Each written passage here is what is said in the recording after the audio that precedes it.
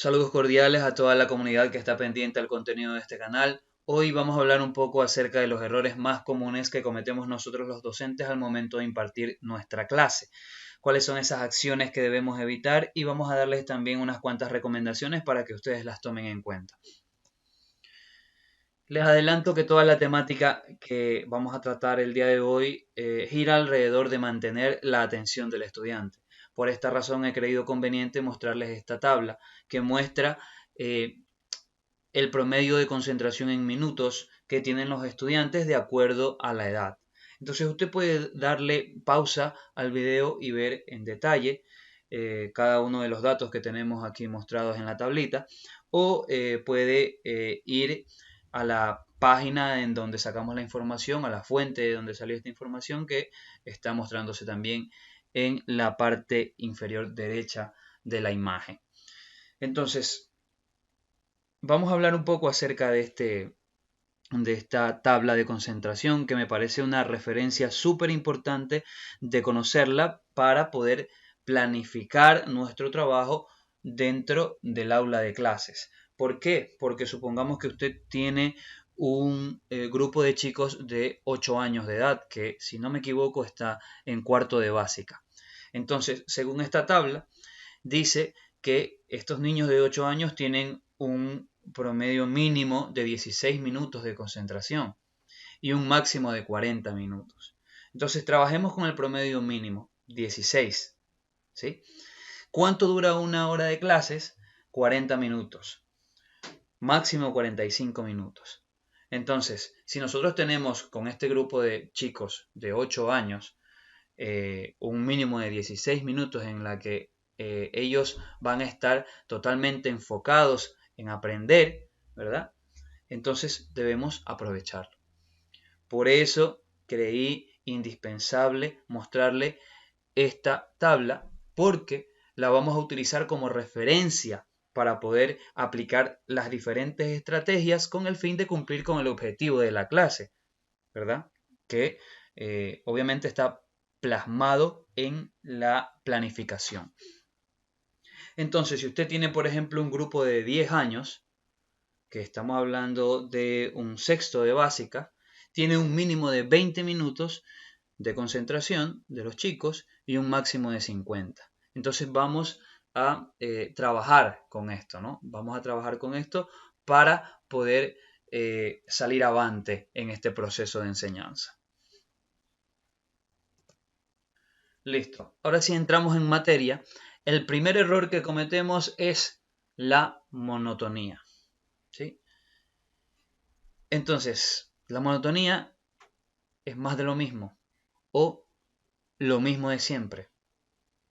Cuando nosotros somos docentes, debemos evitar la monotonía. Ser monótono es un error garrafal. Nos lleva al fracaso. Nos lleva a no cumplir el objetivo.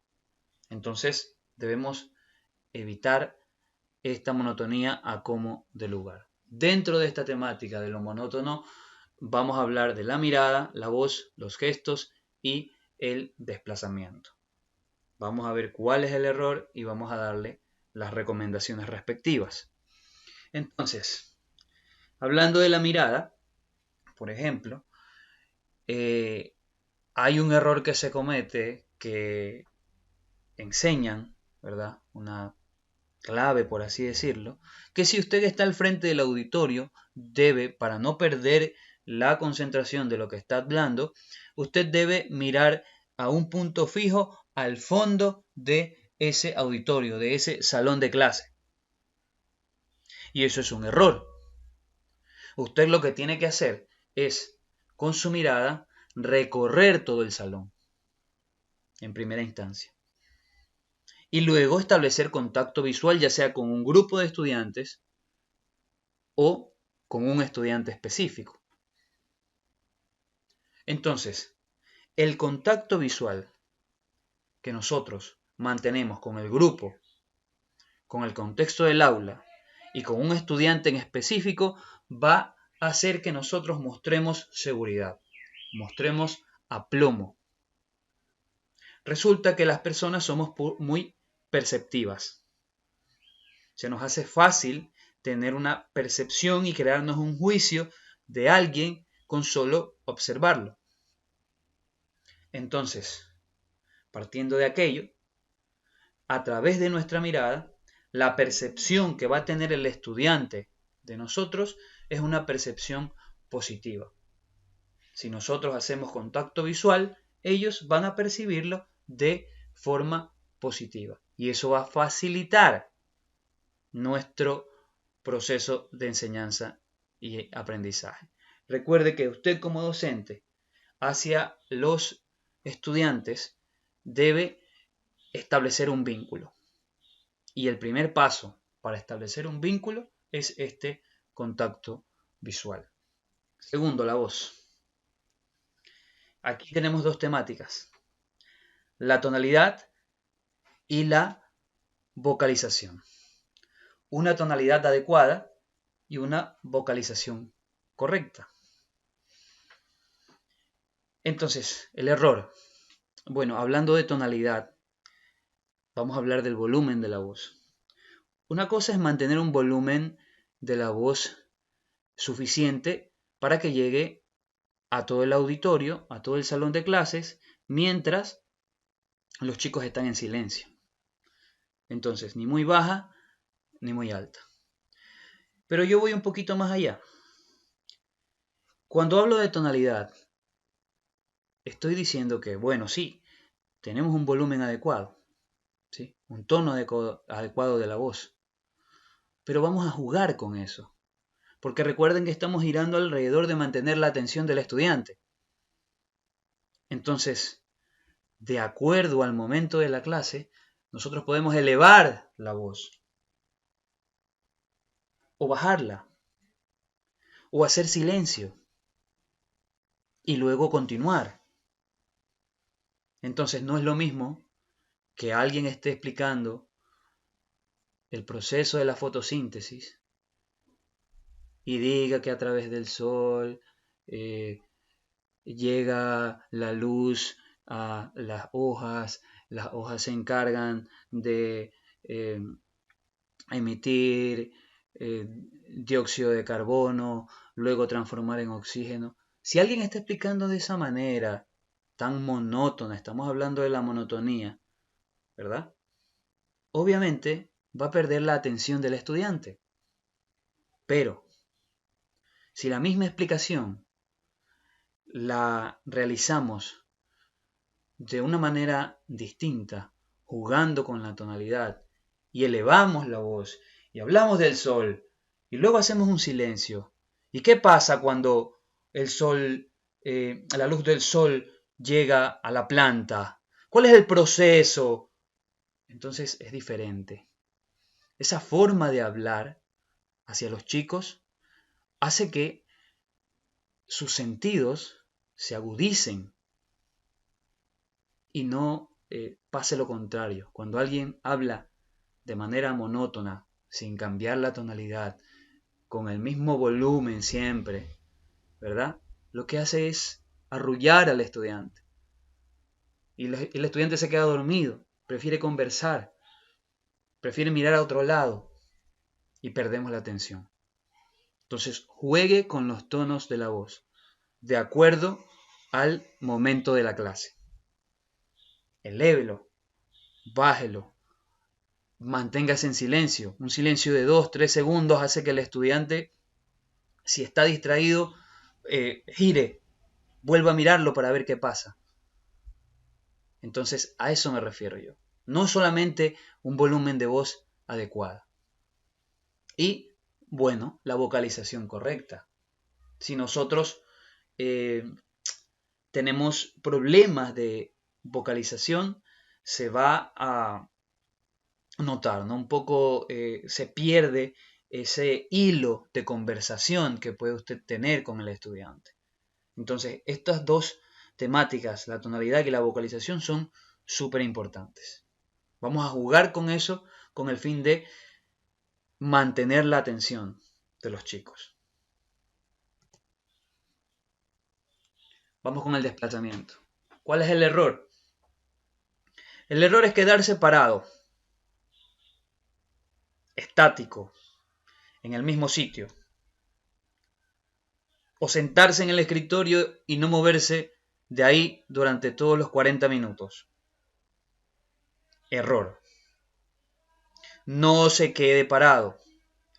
Camine por toda la sala. Usted debe poder caminar entre las filas y las columnas. Gire. Dese la vuelta por todo el salón. Mientras habla, mientras explica. No se quede parado, por favor. Sigamos. Hablando de los gestos. Recuerda que todo esto que estamos diciendo, la mirada, la voz, el desplazamiento y los gestos van de la mano. Así nosotros dejamos de ser monótonos.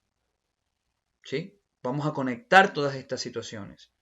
Estamos hablando única y sencillamente en ese momento en el que estamos impartiendo la clase. ¿Sí? Porque de ahí hay diferentes estrategias que vamos a ampliar más adelante en otros videos. Entonces, cuando usted está hablando, por ejemplo, es importante que su rostro manifieste todas las situaciones y vaya de acorde con lo que usted está diciendo. Utilice las manos. Poníamos el ejemplo de explicar la fotosíntesis, ¿verdad? Si usted habla del sol, use las manos para señalar el sol. Cuando usted hable de las plantas, como que dibuja con sus manos una planta. Entonces, la gestualidad hace que el estudiante lo escuche, lo mire y se mantiene él a la expectativa. Usted debe utilizar las manos para describir lo que está diciendo. Son técnicas de oratoria que sirven para mantener la atención de nuestro auditorio. Y hay que usarlas. Hay que usarlas. Seguimos. Ya que hablamos de la monotonía, error número 2. El uso de recursos simples. Cuando yo hablo de recursos simples, hablo de, por ejemplo, utilizar ejemplos fuera de contexto. ¿Qué estoy tratando de decir? Que, por ejemplo, si usted está enseñando el perímetro, usted le dice, bueno, calcúleme el perímetro de esta figura que tiene aquí en el cuaderno, aquí en el libro. Lo mismo de siempre. No hay implicación. Hay que implicar al estudiante hacia su conocimiento, hacia la adquisición de ese conocimiento. Entonces, ¿cómo se implica al estudiante? Llevándolo a que construya el conocimiento utilizando sus propios recursos. Entonces usted le dice, calcúleme el perímetro de su televisor. Calcúleme el perímetro del patio de su casa. Calcúleme el perímetro de el aula de clases. Calcúleme el perímetro de la mesa donde está sentado. Entonces utilizamos el contexto del estudiante para construir su conocimiento. Utilice ejemplos que ellos puedan comprender. Ejemplos que les pueda interesar a ellos. Verifique cuáles son los intereses que tienen ellos antes de dar un ejemplo de su clase. Así usted mantiene la atención de los chicos. Otro error es no usar la tecnología. Estamos en una era tecnológica. Si usted tiene la posibilidad de usar laptops, diapositivas, internet, ¿verdad? Redes sociales especializadas en educación, utilícelas. Utilícelas. No se niegue al uso de la tecnología. Son un recurso muy poderoso para poder aplicarlos en clase. Ejemplo, No es lo mismo empezar a hablarles a los chicos de, qué sé yo, cuáles son las características de el estilo barroco dentro de la literatura, que mostrarle fotografías de las iglesias del barroquismo ecuatoriano, ¿verdad? No es lo mismo hablar y contarles acerca de cómo se produce la fotosíntesis en las plantas que mostrarles videos o imágenes en las que se muestra cómo se realiza el proceso a través de animaciones. Entonces, no nos neguemos al uso de la tecnología. Si tenemos la posibilidad de utilizarla, la utilizamos. Error número 3. No provocar emociones. Y aquí les van a saltar dudas. Entiendo eso. Pero vamos a ir explicando, vamos a tratar de ir desglosando este tema. Para que usted entienda un poco, hemos puesto la frase aquí: mientras más fuerte es la emoción, más interiorizado queda el aprendizaje. A esto se le llama neuroeducación. Una tendencia en alza en este momento. ¿Sí? Vamos a hablar más adelante en otros videos acerca de la neuroeducación. Pero por ahora vamos a mantenernos con este concepto. Mientras más fuerte es la emoción, más interiorizado queda el aprendizaje. La emoción y la cognición, la parte emotiva y la parte del conocimiento, están entrelazados.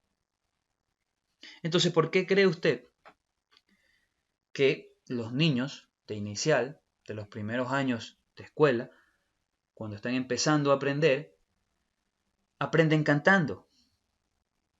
Cantar les provoca felicidad. Y el contenido de la canción educativa, que tiene, por ejemplo, los números dentro de su letra, ese contenido se va quedando en su cabecita porque se conecta a la felicidad que les causa cantar, aplaudir, como está viendo usted en la imagen. Entonces, mientras más fuerte es la emoción, más interiorizado queda el aprendizaje. Vamos al otro extremo. Si un niño que está en su casa, en su travesura, se acerca a un enchufe y le pasa la corriente eléctrica, él va a sentir dolor, se va a asustar. ¿Y usted cree que va a volver a tocar ese enchufe? Claro que no. Aprendió a base de la experiencia y a base de una emoción negativa que eso no tiene que volverlo a hacer. Lo mismo pasa en todos los niveles de escolaridad, desde el nivel básico inicial hasta bachillerato. Pasa lo mismo. Mientras usted más emociones positivas provoque, más interiorizado va a quedar ese aprendizaje. Esto tiene que ver con el constructivismo, ¿verdad? Que es el método más utilizado ahora para la educación, en donde el niño va construyendo su aprendizaje, su conocimiento con los elementos que le vamos dando nosotros. Cuando él logra adquirir, a base de la unión de esos elementos que nosotros le otorgamos, logra adquirir ese conocimiento y ponerlo en práctica, eso le genera al estudiante un sentimiento de satisfacción. Y ese sentimiento de satisfacción, después de haber logrado construir ese conocimiento, ¿verdad? Mientras más fuerte sea ese sentimiento de satisfacción, más se queda en su cabecita ese aprendizaje. no se le va a olvidar. Entonces, el hecho de no provocar emociones cuando enseñamos es un error fatal. Y existen varias estrategias para poder lograr este cometido, que no vamos a ampliarla aquí, que vamos a tratar este tema en otros videos. Pero por el momento, quiero que se centre en este concepto. Mientras más fuerte es la emoción, más interiorizado queda el aprendizaje. Seguimos. Otro error común, no priorizar. ¿Sí? Usted tiene que eliminar lo irrelevante. A veces nos tomamos la potestad de los 40 minutos de estar hablando y hablando y hablando y hablando. Y olvídese que a los 10 minutos usted pierde la atención de los chicos. Entonces, elimine lo que no es importante. Céntrese en el objetivo, verifique cuál es el conocimiento que usted quiere que los chicos aprendan, básese en eso y todo lo que esté alrededor, elimínelo. Uno de los errores más comunes y quizás uno de los peores errores que podemos cometer. Leer. Leer es bueno, pero leer en clase es un error. ¿Por qué es un error? Porque usted al momento en el que está leyendo, ese segundo, esos 2, 3 segundos que usted agachó la mirada para verificar lo que está enseñando, ya hizo que el estudiante mire hacia otro lado. Si usted lee un texto dentro de clases, ¿verdad? Usted lo que está demostrando es que no domina el tema. Usted lo que está demostrando es que, en pocas palabras, no sabe de lo que está hablando. Entonces, de eso los chicos se dan cuenta y luego comentan. Entonces es importante, para evitar leer durante los 40 minutos de la clase, es importante prepararse, planificar, dominar el tema. Hemos hablado anteriormente de lo importante que es esto. Entonces, procure usted no leer durante la clase.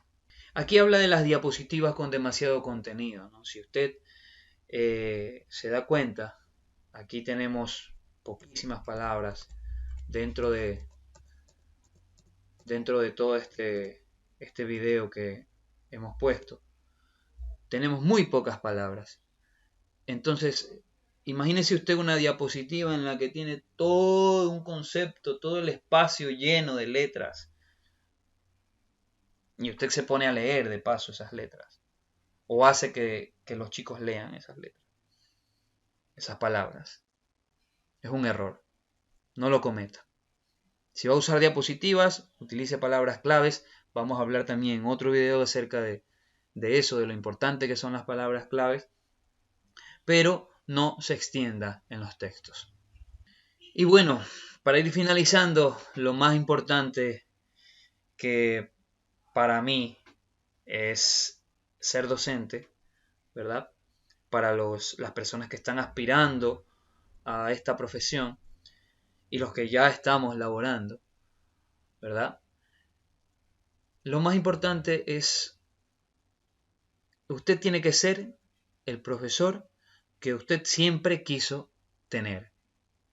Ese profesor que siempre quiso tener es en el que usted se tiene que convertir. Recuerde eso, interiorícelo. Nada más, muchas gracias, yo les agradezco por la atención, nos estamos viendo en una próxima ocasión. Hasta luego.